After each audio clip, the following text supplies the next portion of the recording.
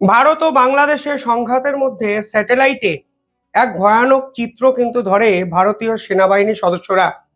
আমি আপনাদের একটি স্যাটেলাইট ছবি দেখাচ্ছি, যেখানে বাংলাদেশ ঢাকা থেকে একের পর এক তুরস্কে TB2 ড্রোন ওড়াতে শুরু করে। এই ধরনের ড্রোন কিন্তু তুরস্ক সাধারণত ব্যবহার করে অন্য রাষ্ট্রের উপর সার্ভেলেন্সের জন্য।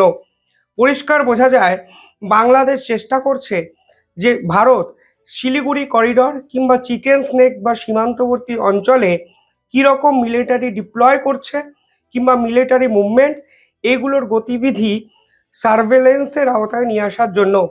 এই ছবি শুধু একবারের ছবি নয়, এই ছবি কিন্তু বারবার একাধিক স্যাটেলাইট চিত্রে ধরা পড়ে। অর্থাৎ তুরস্কের অস্ত্রকে কাজে লাগিয়ে বাংলাদেশ কিন্তু ভারতকে ডিস্টার্ব করার একটা চেষ্টা শেষ 2-3 দিন ধরে লাগাতার করেছে। তা কিন্তু ধরা পড়ে যায় ভারতের স্যাটেলাইট চিত্রে। ভারত কিন্তু তুরস্কের এই ষড়যন্ত্রটা ধরে ফেলেছে বহু আগেই, এবং তুরস্ককে পাল্টা দেওয়ার জন্য এবার একের পর এক গুরুত্বপূর্ণ পদক্ষেপ কিন্তু ভারত নিতে শুরু করলো। এই ভিডিওতে আমি এমন কিছু ইন্টারেস্টিং জিওপলিটিক্যাল আপডেট আপনাদের সামনে তুলে ধরবো, যা সকলের জানা উচিত এবং বোঝা উচিত কিভাবে দক্ষিণ এশিয়াকে কেন্দ্র করে, স্পেশালি ভারত এবং বাংলাদেশকে কেন্দ্র করে একের পর এক আপডেট এবং আপগ্রেড আজকে জিওপলিটিক্যাল অ্যাটমসফিয়ারে লাগাতার হচ্ছে। তুরস্ক পরিষ্কারভাবে অটোম্যান এম্পায়ার করতে চায়, অর্থাৎ সেই পুরনো মান্ধাতা আমলের শরিয়াত আইন তারা বিশ্বে ফিরিয়ে আনতে চায়, এবং কিছুটা তার জন্যই পাকিস্তান বাংলাদেশের উপর তারা কিন্তু বাজি ধরেছে। ফলে বাংলাদেশকে কাজে লাগিয়ে ভারতকে অশান্ত করার চেষ্টা তুরস্ক ক্রমাগত করছে, তা আমরা সে 6 মাসে বারবার দেখেছি। ঢাকা ইউনিভার্সিটিতে একটি বৃহত্তর বাংলাদেশ গড়ার পোস্টার আমরা দেখেছিলাম, যার পিছনে তুরস্কের এনজিও সরাসরি যুক্ত ছিলেন, এবং এই মুহূর্তে বাংলাদেশ এবং তুরস্ক একের পর এক ডিফেন্স মিলিটারি ডিল করেছে, তা আমরা সকলে জানি। এই তুরস্ককে শেষ করার জন্য অপারেশন সিন্দুরের পরবর্তী সময় থেকেই ভারত একাধিক গুরুত্বপূর্ণ পদক্ষেপ নিয়েছে। তুরস্কের একাধিক কোম্পানি যারা ভারতে বিভিন্ন ক্ষেত্রে ব্যবসা বাণিজ্য করতে এঙ্গেজ ছিল, মানে সেলভি এভিয়েশনের মতো কোম্পানিকে ভারত কিন্তু নিষিদ্ধ ঘোষণা করে দিয়েছে। আর এবার ভারত সরাসরি ওমানের সঙ্গে ফ্রি ট্রেড এগ্রিমেন্ট করে তুরস্কের ইকোনমিক্যাল সেক্টরে বড় সড়ো কিন্তু একটা ধাক্কা দিল, এবং পরিষ্কার বুঝিয়ে দিল, তোমরা যতই বাংলাদেশের উপর বাজি ধরে আমাদের উস্কানোর চেষ্টা করো, আমরা কিন্তু তোমাদের অর্থনৈতিক মেরুদণ্ডটা বিভিন্নভাবে ভেঙে দিতে পারি। ইতিমধ্যেই ভারতীয় পর্যটকরা বয়কট তুর্কি অভিযান করেছে, আপনারা জানেন। এর ফলে তুরস্কের যে ট্যুরিজম সেক্টর, তা কিন্তু সম্পূর্ণভাবে ভেঙে পড়েছে। তুরস্ক অফিসিয়ালি জানিয়েছিল যে আমাদের ট্যুরিজম সেক্টরের সঙ্গে সরকারের পলিসির কোনো মিল নেই, দয়া করে আমাদের বয়কট করবেন না। আর এবার ভারত তাদের 6 নম্বর ফ্রি ট্রেড এগ্রিমেন্ট ওমানের সঙ্গে করলো, যা তুরস্কের কাছে বড় ধাক্কা। কেন বড় ধাক্কা? দেখুন, ভারত এই মুহূর্তে যত ধরনের মার্বেল ব্যবহার করে তার 55% তুরস্কের থেকে কিন্তু নিয়ে আসতে হয়। মানে বুঝতে পারছেন, আমদানি করে। তুরস্ক যদি ভারতকে মার্বেল না দিত, তাহলে ভারতের কিন্তু মার্বেল ক্রাইসিস দেখা যেত। 55% মার্বেল মানে যত প্রয়োজন তার অর্ধেকের বেশি তুরস্কের থেকে আমদানি করতে হতো ভারতকে। যদি টাকার অঙ্কে দেখেন, তাহলে সেটি হলো $189 মিলিয়ন প্রতি বছর তুরস্ক ভারতের মার্কেট থেকে শুধুমাত্র মার্বেল পাঠিয়ে লাভ করত। আর এবার ভারত সিদ্ধান্ত নিল তুরস্কের থেকে কোনো ধরনের মার্বেল আমদানি ভারত করবে না, এবং ওমান ঘোষণা করে দিল ফ্রি ট্রেড এগ্রিমেন্টের মাধ্যমে ভারতকে তারা র মার্বেল ব্লক দেবে, যা তারা এর আগে কোনো রাষ্ট্রকে দেয়নি। এর আগে ওমান ঠিক করেছিল যে তারা তাদের আনপ্রসেসড মার্বেল কোনো রাষ্ট্রকে বিক্রি করবে না।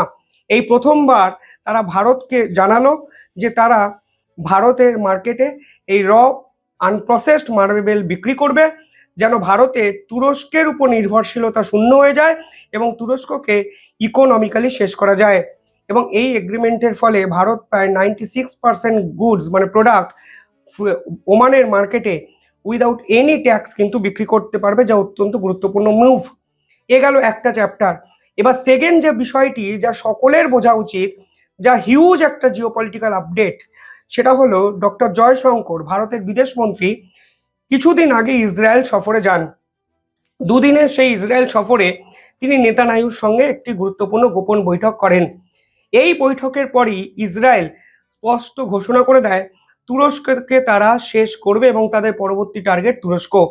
তারা একটা মিরাক্কেল ঘটিয়ে বসে। তারা হঠাৎ করে তিনটে রাষ্ট্রের একটি সামিট ঘোষণা করে। নেতানিয়াহু পরিষ্কার বলে সেই 3 দলীয় সামিটে তারা ইসরায়েল, গ্রিস এবং সাইপ্রাস এই তিনটে রাষ্ট্রকে নিয়ে নতুন জোট তৈরি করবে। দেখুন, 25 বছর ধরে তুরস্ককে কিন্তু টার্গেট করেছে ইসরায়েল, কারণ ইসরায়েল জানতো এই তুরস্ক আসলে যেভাবে অটোম্যান এম্পায়ারশিপে বিশ্বাস করে তা কিন্তু ভবিষ্যতে তাদের থ্রেট হতে পারে।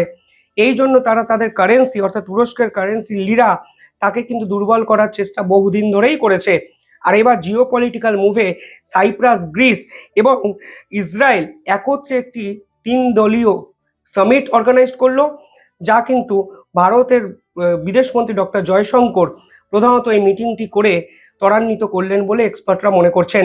এই সাইপ্রাসে কিন্তু কিছুদিন আগে ভারতবর্ষের প্রধানমন্ত্রী নরেন্দ্র মোদী গেছিলেন এবং সাইপ্রাসের প্রেসিডেন্টও ভারত সফরে এসেছেন। এই সাইপ্রাসের উত্তর অংশ কিন্তু তুরস্ক দিনের পর দিন দখল করে রেখেছে এবং তুরস্কেতে গিয়ে মানে তুরস্কেরকে জবাব দেওয়ার জন্য সাইপ্রাসের উপর বাজি ভারত কিন্তু ধরেছে 1 মাস আগে।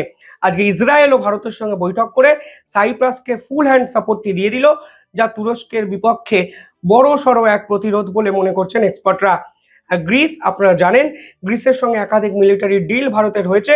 এমনকি অপারেশন সিন্দুরের পর্বে গ্রিস সরাসরি ভারতকে সাপোর্ট করেছিল, পরিষ্কারভাবে ভারতীয়দের আহ্বান জানিয়ে বলেছিল আপনারা তুরস্ককে কেন যাচ্ছেন, যারা আপনাদের বিরোধিতা করে সেই দেশে না গিয়ে আপনারা আমাদের দেশে আসুন। সেই গ্রিস এবং সাইপ্রাস, যারা ভারতেরও বন্ধু রাষ্ট্র, তারা আজকে ইসরায়েলের সঙ্গে এক বৃহত্তর জোট তৈরি করলো, যা তুরস্ককে ধ্বংস করে দেওয়ার জন্য যথেষ্ট।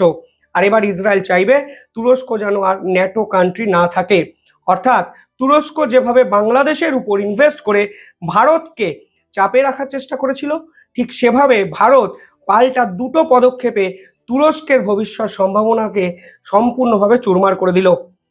এরপর নেতানিয়াহু একটি বাইট দেন। একটি ভিডিও বার্তায় তিনি বলেন এই তুরস্ক যেভাবে গোটা বিশ্ব জুড়ে অটোম্যান এম্পায়ারশিপ তৈরি করতে চাইছে তাও কখনো তাদের সম্ভব হবে না। তুরস্ক চায় মুসলিম শাসন, সেই রাজার শাসন, অটোম্যান শাসন, যেই শাসনে তিনি আজারবাইজান, তারা পাকিস্তান, তারা বাংলাদেশকে একত্রে নিয়ে গিয়ে শরিয়াত আইনের প্রতিষ্ঠা করতে পারবে ফের বিশ্বজুড়ে। নেতানিয়াহুর একটি ছোট্ট ক্লিপিংস দেখাবো, যেখানে তিনি ইনডাইরেক্টলি বলেন অনেকে চাইছেন এম্পায়ার তৈরি করতে, কিন্তু যারা ভাবছে don't even think of that, কোনোভাবে ভাবার চেষ্টাও করবেন না, যদি ভাবেন তাহলে আমরা ছাড়বো না। And their dominion over our lands, I say, forget it. It's not going to happen. Don't even think about it. We are committed and able to defend ourselves, and our cooperation further enhances that capability. Together, we 3 genuine democracies in the Eastern Mediterranean shall advance security, prosperity, and liberty. With God's help, we will bring a brighter and safer future to our nations and to the entire region. অর্থাৎ Israel পরিষ্কারভাবে তুরস্ককে কড়া বার্তা দিয়েছে, কোনো রকম শরিয়াত শাসনের Ottoman এম্পায়ারশিপ আধুনিক বিশ্বে হবে না। তুমি বাংলাদেশকে কাজে লাগাতে পারো, পাকিস্তানকে কাজে লাগাতে পারো, কিন্তু আলটিমেটলি ইসরায়েল যা চাইবে সেটাই তোমাদের শুনতে হবে। এবং ইসরায়েল এবং ভারত যেভাবে তুরস্ককে পাল্টা চাপ তৈরির খেলাটা খেললো, তা নিঃসন্দেহে জিওপলিটিক্যাল মাস্টারস্ট্রোক বলা হচ্ছে জয়শঙ্করের। এবং বাংলাদেশকে কাজে লাগিয়ে যেভাবে ভারতকে চাপে রাখার খেলা এডওয়ান করছে, তারও কিন্তু শেষ এবার ভারত দেখতে চাইছে, তা কিন্তু ইসরায়েলের সঙ্গে এই জোট তৈরির ফলেই পরিষ্কার হয়ে গেল। আপনারা কিভাবে দেখছেন পুরো বিষয়টি কমেন্টে জানাবেন, আর দেখতে থাকুন দ্য ইন্ডিপেন্ডেন্ট বেঙ্গল। ধন্যবাদ।